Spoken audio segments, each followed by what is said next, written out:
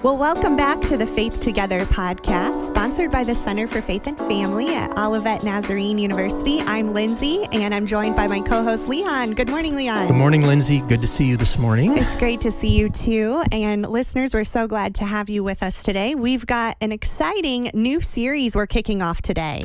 That's right. We are starting a series. We mentioned this last week. We're starting a series called Page to Practice. And the purpose of this series is to join with some Christian authors who are writing parenting books and to get some of the practical advice from these authors about how kind of give you some insight into real important books, maybe ones you might not just pick up on the bookshelf on your own. Mm-hmm. And so give you a little bit of insight by hearing from the authors of those books. Yeah, that's right. And we just know also, speaking of practicality, that as parents, as caregivers, we don't always have time to read an entire parenting book, right, Leon? Right. And so we hope that this will be helpful to you at home to give you some takeaways just within our podcast episode. So today we're thrilled to welcome as a guest on our podcast, Dr. Rich Griffith, who has been featured on the Focus on the Family podcast. And today we're going to be focusing on his book, Voices, Helping Our Children and Youth Listen to Wise Counsel. He is a dad to 3 teenage sons, a professor of youth ministry at Toccoa Falls College, and he also serves as a part-time pastor, contributes regularly to various youth specialties products, and is featured on several podcasts. And Dr. Griffith has worked with teens and families for over 30 years.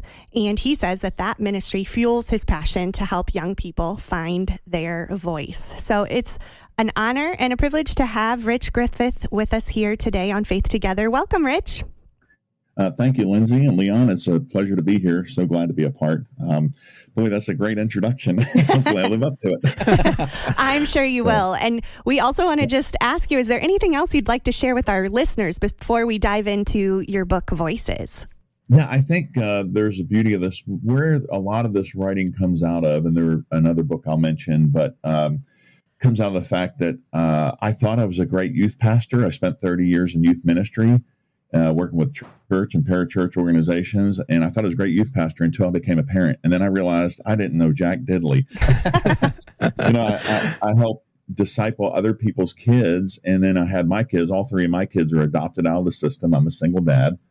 And God really put on my heart, this need for discipleship in the home. It's one thing to, you guys are children's ministry people. You know this, right? Mm-hmm. It's one thing how you disciple somebody else's kids and send them home. It's another when they live with you. Yep. And so I really struggled with how can we as parents practically disciple our kids, because we've professionalized it, we've made it a challenge, and really discipleship really should be easy. We get this off of D6, Deuteronomy 6, the Shema.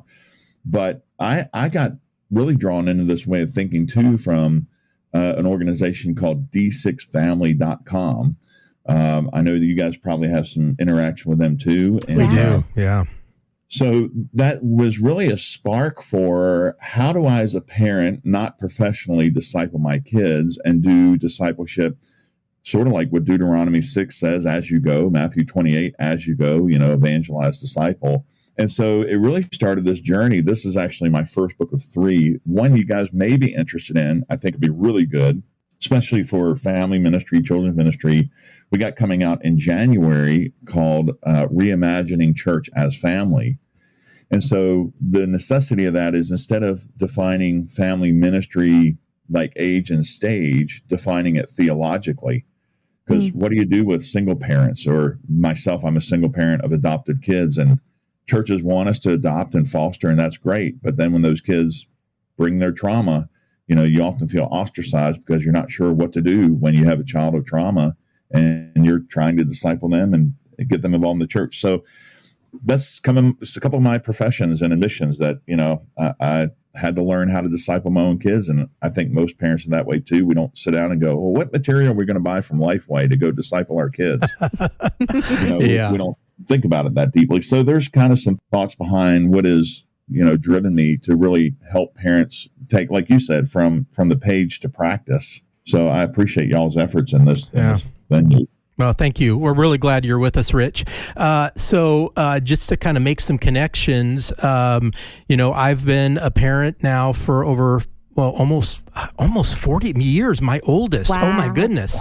And then a grandparent as well. And so I really resonate with this idea of the way we do children's ministry at church is so different maybe than the way we do things at home. And Lindsey is kind of coming to that discovery here in the last couple weeks. I feel like, Rich, maybe you had a peek into our home with the words you were sharing, because my husband and I adopted our daughter just this summer from the Philippines. And she's 12. And, I've been doing children's and family ministry for coming up on 16 years this fall.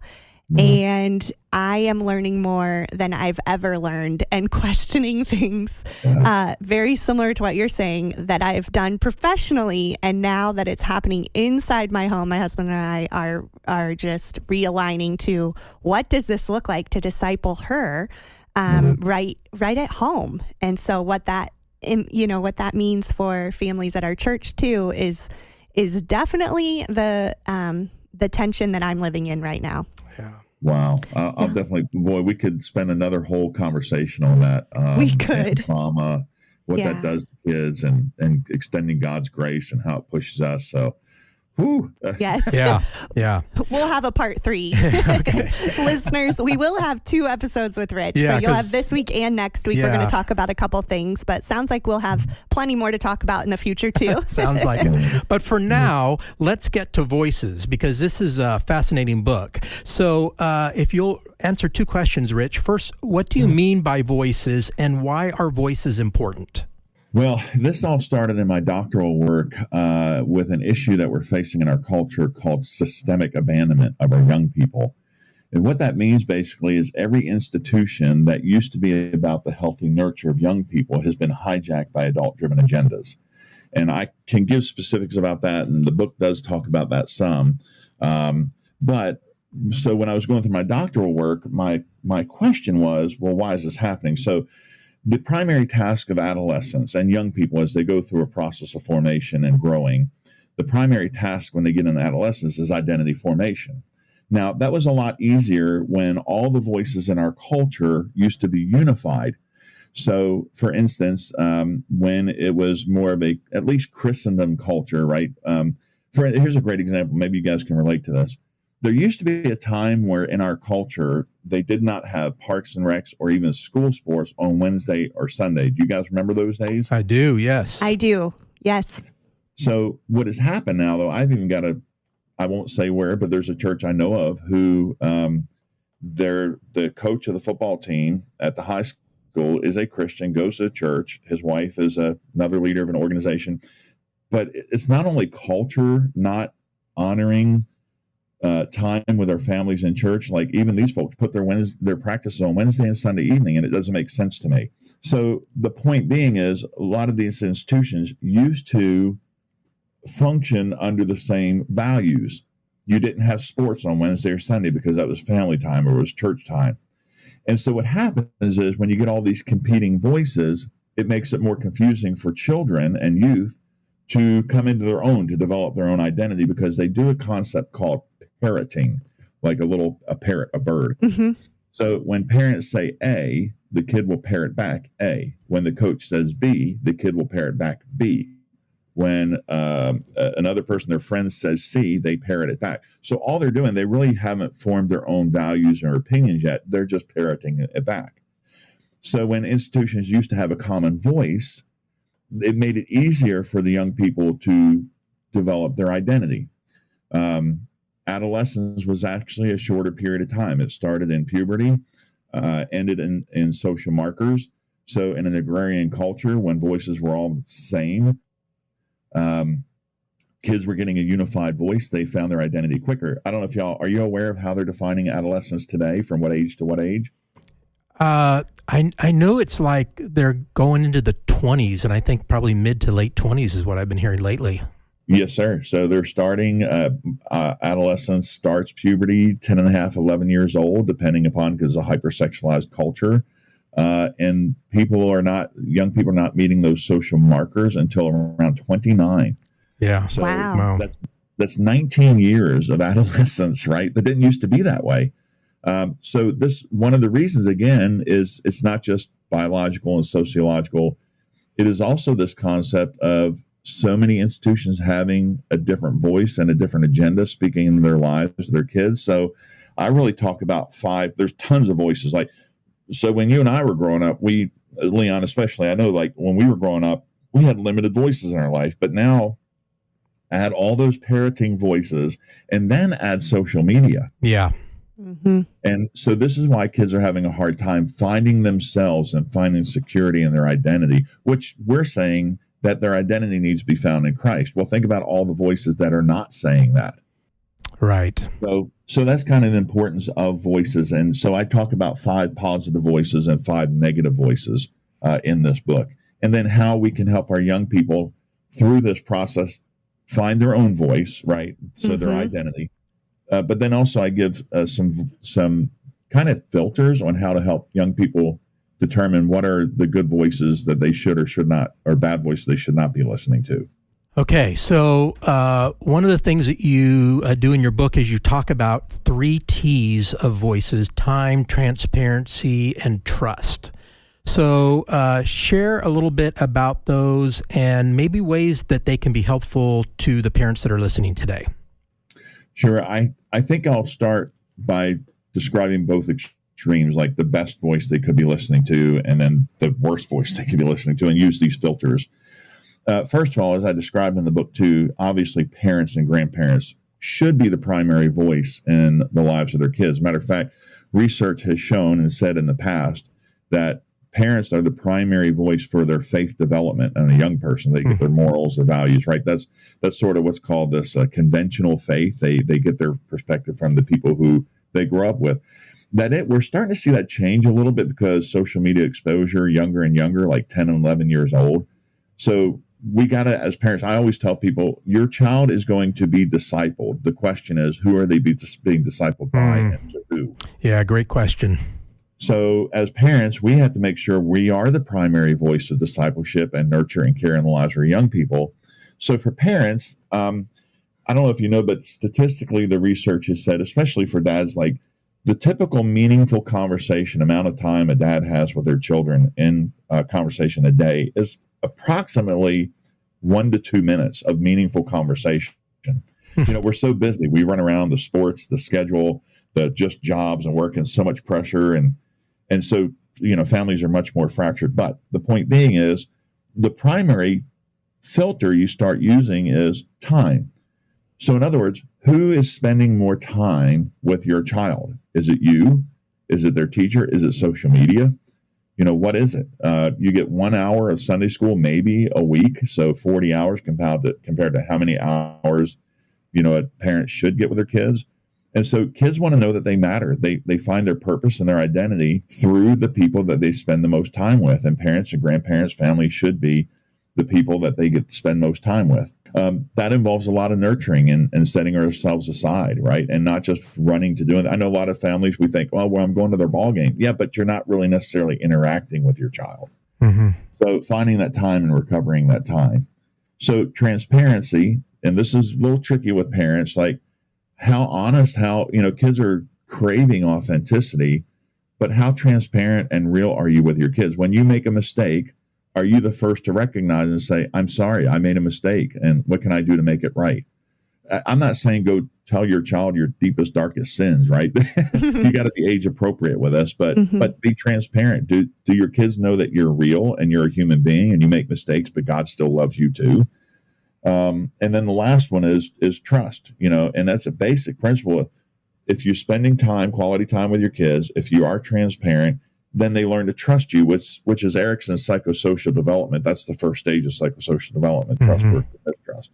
Right. I'm going to take it to extreme, and this will be a very short explanation of this. So let's go to social media. This is the voices they they should not be listening to. So does social media give our children time?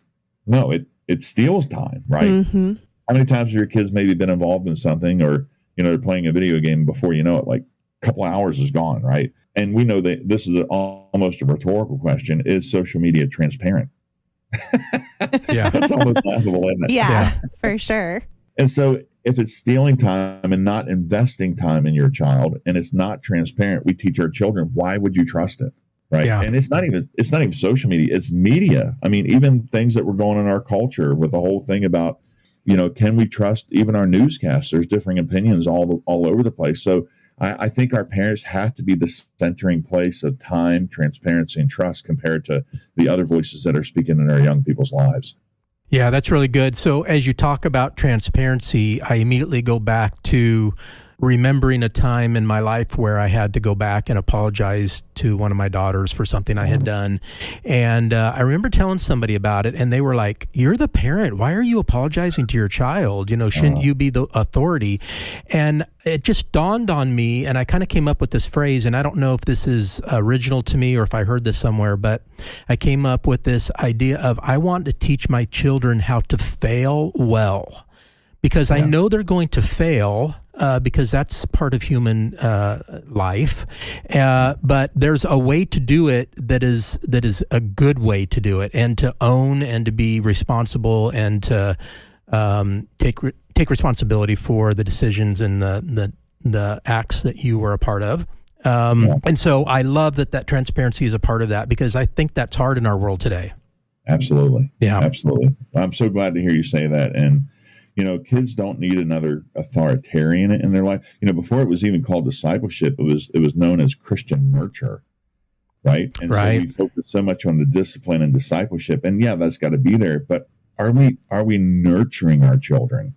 Lindsey, you'll probably experience this too. I mean, your daughter, she didn't get all the nurture she probably needed, and so you're trying to make up for that, right? But every child needs nurture. Every child needs a place to belong and have ownership of their life and their family and things like that. So I was just going to add to that as you were talking about the time piece, one of the things that our team of support, our home team, therapists, doctors, pastors have said to us over and over again in the midst of our adoption for our daughter is she needs time.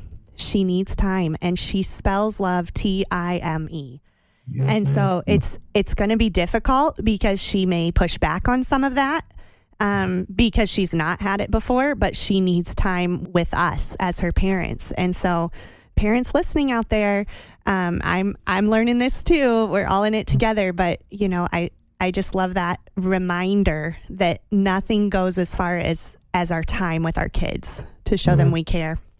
So well, and then if you put those two things together, Leon, whether that's your situation with your daughter or Lindsey with your daughter, you can see how time and transparency does build that trust, and it takes time. Right. It really does. It does. And I love all these things we're talking about, and I also love in your book, Rich, you share the big and quiet voices in chapter 2, and then the small and loud voices in chapter 3. So to share with our listeners just an overview of what those are, can you explain what a big and quiet voice is versus a small and loud voice is? Or maybe rather what those voices sound like in a child's life? Cheryl, I'll actually go backwards a little bit with the small and loud voice, because I remember being at a retirement celebration for a pastor who was retiring, and pastors who retire kind of are a little more free with the things that they say. Oh, yes. and these words really stuck with me, and I got his permission to put this in the book. He said a quote, he said, "Have you ever noticed that the most noise comes from the shallow end of the pool?" Interesting. And I thought, wow. In context of our culture and the negative voices and how loud they are, and but they should be small voices. They shouldn't even register, right? Compared to what I call the big and quiet voices, right? It's the ones who speak to us gently, who nurture us, and they should be the big voices. I'm constantly reminded that I know I use this example in the scripture where when God reveals himself to Elijah, right? He comes out of this incredible experience where he defeats the prophets of Baal, and right. And yet he just has this fire come down, and it's an amazing revival, right? And it's a miracle. And yet it takes one threat from an outside voice to say, "I'm going to kill you." And Elijah runs. He just experienced the power of God, and he runs. And what I love about this, though, in this situation, God does not chastise Elijah. He nurtures and he feeds him in the wilderness on his journey to this cave that he goes to eventually when he's running. And, it's funny, Elijah pulls this pity party, right? Oh, I'm the only one left. How many of us have done that? Yeah. Right? I've been there. Yeah. And God doesn't chastise him. He doesn't say, all right, Elijah, pull your stuff up by your bootstraps and keep moving on, right? No. He feeds him. He gives him rest. So again, for our children, whether they're adopted or biological, man, there's something important about that. Not overwhelming our kids with busyness and loud voices, and they got to rest. They just got to learn to rest. So in this thing with Elijah, how does God reveal himself, right? And this is why I try and teach my students at the college. He doesn't reveal himself through the earthquake or through the wind or through the fire. How does he reveal himself? A whisper. Yep. Right? It's just a beautiful thing that God reveals himself. It's a big but quiet voice. And I think that's what we need to be, whether you're a parent or a pastor, children's pastor, youth pastor. We need to be that most important big but quiet voice right after God's. I do have to say this. Some people might be in a little affront when I do this, but I want to explain something very quickly. The fifth voice and the positive voice as I go through the chapter, you would think we'd say God is our first voice, right? We should hear from. But I actually make him the fifth voice. And why? Because how, our kids get their first impression of God from us as parents. If we're distant and aloof and we don't spend time with our kids, guess how our kids picture God? Distant and aloof. Mm-hmm. If we're too critical and judgmental and not nurturing, guess how our kids visualize God? Right. And this happens through all of those processes, from parents, grandparents, mentors, churches, people involved in their lives. And so what I want to say is almost like God kind of has to wrap up almost the negative part so that kids really learn to understand who his character, his nature is. But hopefully we put the positive small voices in their life first so that we can point them better to God. Does that make sense? It does. Yeah. Absolutely. And I think that is it's such a good reminder for parents out there listening that your voice is more than just your voice. You are, and not to make you feel, feel guilty or feel inadequate. We all are inadequate, and we look to the Lord to help us in this. But it just reminds us how important our words and our time and our voice is for our child's life. And I think many times I hear this from parents in our ministry at church, and even, deal with it myself of, am I really making a difference? Like, is that time I'm spending, is it really mattering to her right now? And, sometimes it can feel like it's not going anywhere, but it does matter.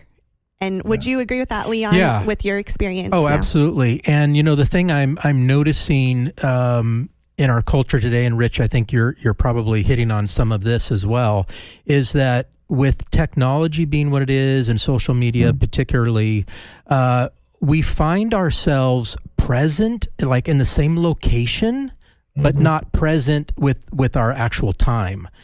So we see this a lot where parents and kids are both on their devices and they're in the same room, but they're not spending time together. And I think this focus on the importance of time is pretty significant.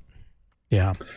Yeah, it's frustrating when you go to even a restaurant and you see, that's supposed to be a time of being with your family, celebrating life and enjoying a meal. And yet everybody's on their phone at the same table. Yeah.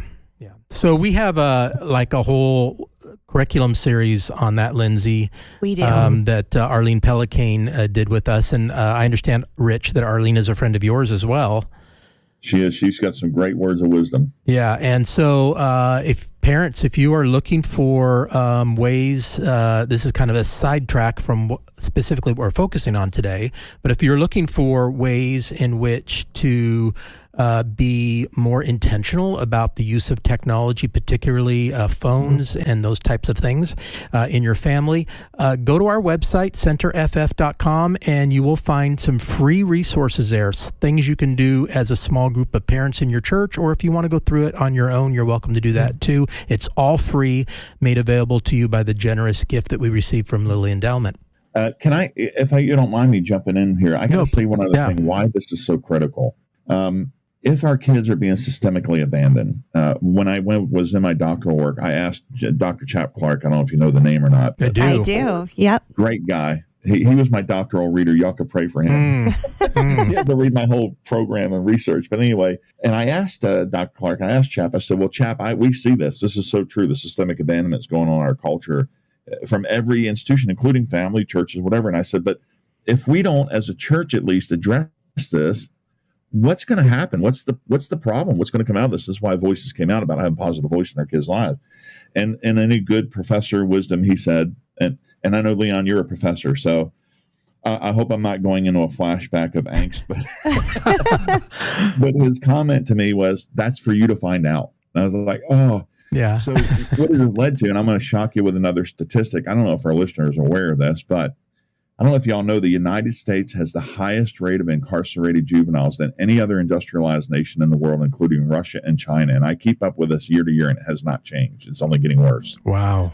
And the reason being is because, think about this, all the voices that are supposed to nurture our young people, if they're hijacked by adult-driven agendas and kids are just parroting, they're not getting the support that they need to discover who they are and have confidence. So they go and do, and I'm sorry, it's just more than just dumb adolescent things, right? We all did things because our prefrontal cortex isn't developed, but they do dumb things. And then what does our culture do? We turn around and criminalize them for it because they haven't gotten the supports of wisdom speaking in their life. And there are institutions I name in the book, and I don't want to do this necessarily on air, but the reality is we're a culture that has abandoned our young people. And I argued with Dr. Clark. I said, in some ways, we've even moved beyond systemic, which means unintentional abandonment. And there are some ways our culture has actually moved into systematic abandonment and criminalization. And that's what my doctoral research is about. And that's another reason this book was birthed, because our children are hurting. Gen Z has been the loneliest and most anxious anxious generation. And we got to ask why. It's not the kids' fault. Yeah. Yeah. The most lonely and yet the most connected, which is kind of an interesting paradox. Yeah. It's easy. I think when, we talk about this, when sometimes the television was the babysitter for younger kids, but now it's the screens on phones and TVs become the babysitters of our adolescence. And it's just easier not to connect when things are difficult and challenging. Let's face, people have always said, oh, teenage years are the best years in life. That is not true. It right. is not true. Yeah. It's struggling. And now, we're not connected with our kids through TV or our adolescents through phone. And I'm like, man, no wonder our kids are hurting so much. Yeah. Well, a lot of great thoughts for us to stew over. I used a word in class the other day when I asked students to read a chapter from our book, and I said, I want you to percolate in it for a little bit. And they looked at me like, what is percolate? And I had to go back to the old-fashioned coffee pot, right, of when we had to wait for coffee to percolate. But I think there's a lot of things for us to percolate on today as we think through the things that you shared with us, Rich. Thank you for those great thoughts. And listeners, this is part one. You get the privilege of next week hearing part two as Rich continues to share with us some things that he has learned through his doctoral studies in particular and from the book that he has written for us. So we'll hear more about how we can help our kids find their own voice and then lead them to know God's voice as we go. So, Rich, again, thank you for being with us. And one of the things that we're doing this season, which is new for us, is we're asking our guests to kind of close our time. And we've got a new little tagline that you all who listen regularly know about. And so, Rich, we're going to leave it to you to close our episode. Thank you. This is a great tagline and so true. When building faith, we are better together.